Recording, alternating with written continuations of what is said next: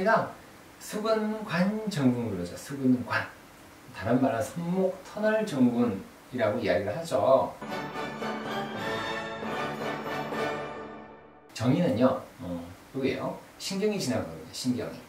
가운데 딱 지나가는 신경을 우리 정중앙을 지나는 정중신경, 메디안 너브라고 하는 정중신경이 손목 부위에서 압박을 대해서 나타나는 무슨 증상이냐면 신경 증상입니다.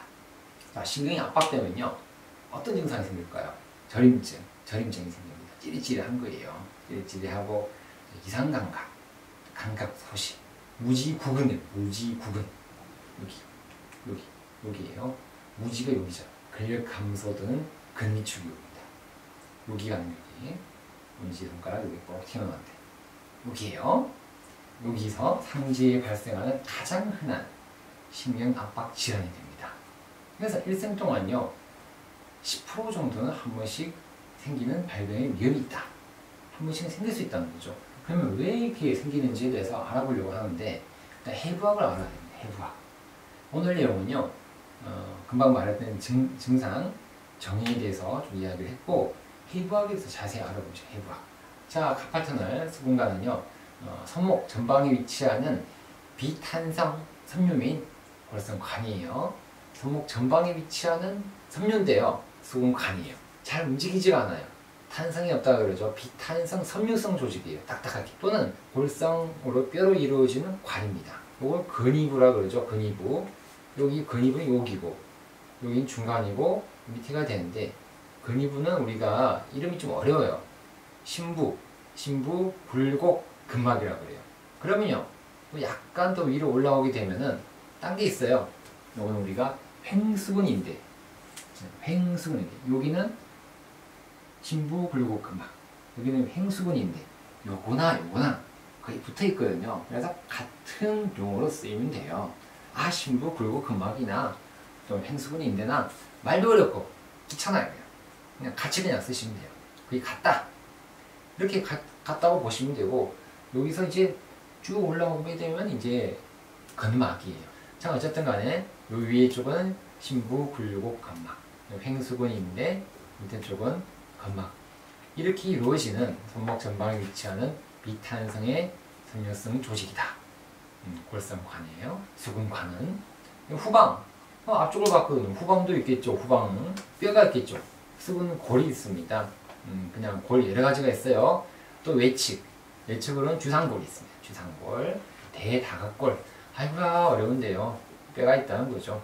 천장에는요, 내측과 외측을 1에서 1mm 정도 두께의 횡수근인데, 제가 이야기했잖아요.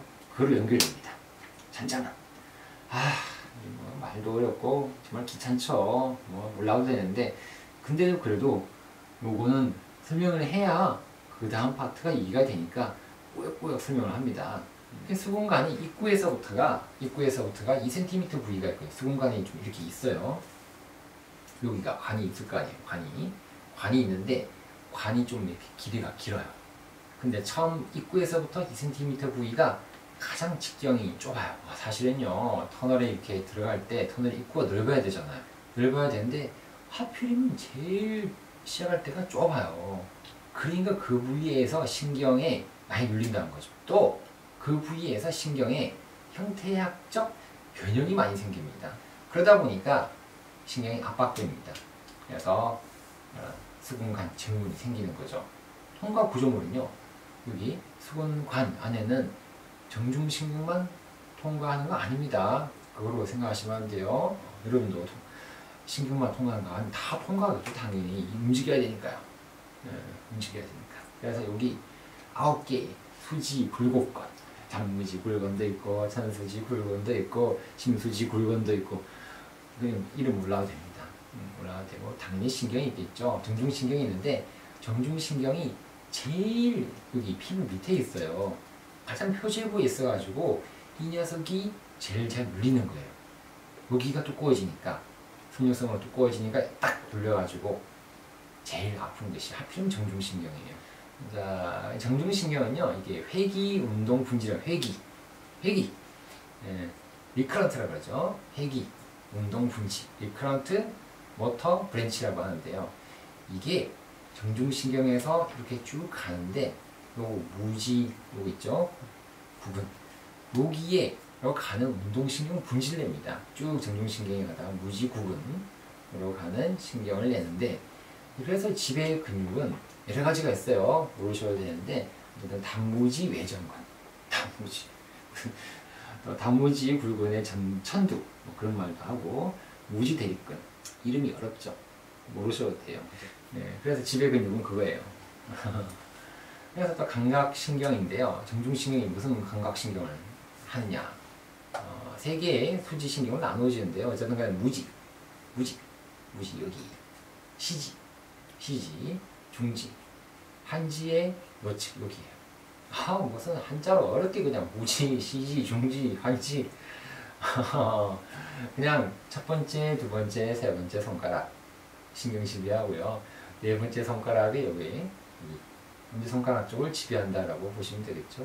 여러분도 그렇죠. 손가락 이야기할 때 누가 시지라고 이야기하는 사람 봤습니까? 중지는 맞았죠. 회귀운동 분지 빠르게 넘어갈게요. 이거는 조금 있다가 영상에 나오거든요. 5가지 형태학적 변이가 있어요. 횡수근 인대를 통과하는 위치에 따라서 5가지입니다. 첫 번째 외인대형. 횡수근 인대의 원위부에서 분지는 횡수근 인대.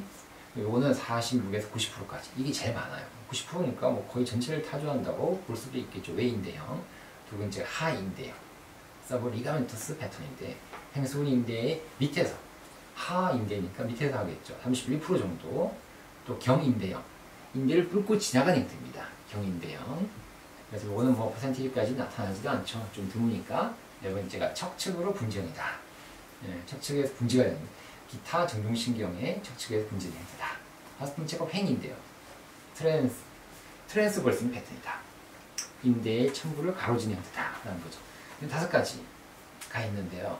이런 내용들 바로 이어진 영상에서 확인해 보도록 하겠습니다. 조금만 더 보세요.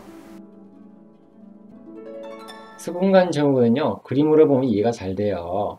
트랜스버스 카팔 리가멘트 적어놨죠. 여기 횡수근인데요. 굴곡 근막이에요. 같은 말이죠. 이 부분이 중요한 우리가 수근관 증후군의 위치가 되고요. 더 내려오면 아포뉴로시스, 이거는 건막이에요. 건막. 건이 끝나는 막이죠. 이 부분을 우리가 수근관 증후군의 위치가 되는데요. 더 위로 올라가면 팔막 카팔 리가멘트 이런 것도 있어요. 이것도 있고, 더 위로 올라가면 이것도 있겠죠. 안테브라키알 파샤. 이 부분을 우리가 수근관 증후군이다. 여기서는 4단계로 나눠놨는데요. 1, 2는 이렇게 안테브라키알 파샤, 이거는 손바닥 쪽에 있는 그런 수근인대의 팔마카팔 리가멘트예요. 여기서부터가 플렉스 레티널 클럼, 여기가 굴곡 근막이에요. 여기 적어놨죠? 여기가 굴곡 근막이고, 여기가 횡수근인데, 여기는 아프다. 여기는 건막, 아포뉴로시스. 이 부분이 우리가 수근관 증후군의 위치가 됩니다. 횡수근인데요. 그래서 굴곡 근막이 횡수근인대다 라고 그냥 이해하시면 되겠어요. 이 부분이 됩니다. 이 부분. 횡수근인대는 어디예요? 여기다. 굴곡 근막은 어디예요? 이쪽이다 라고 그냥 기억하시면 돼요. 자, 정중신경이 눌립니다. 여기 횡수근인대 밑에서. 왜냐하면 정중신경은 바로 표층에 피부 바로 밑에 있기 때문에 눌려요. 자, 이게 뭐죠? 횡수근인대 굴곡 근막이죠. 요 밑에 이렇게 신경이 있는 거예요. 많이 지나가죠. 여기 뭐 여러 가지가 다 지나갑니다. 이 사이에. 뒤에는 뼈가 있고 전장에는 요옷이 있죠. 구조물들이 많은데요. 신경이 제일 위에 있잖아요. 그러니까 이런 문항들이 정맞는다. 딱 걸리는 거예요. 여기에 걸리게 되면 이렇게 적어놨죠. 파란색으로 약간 새파랗게 질려 있는데요.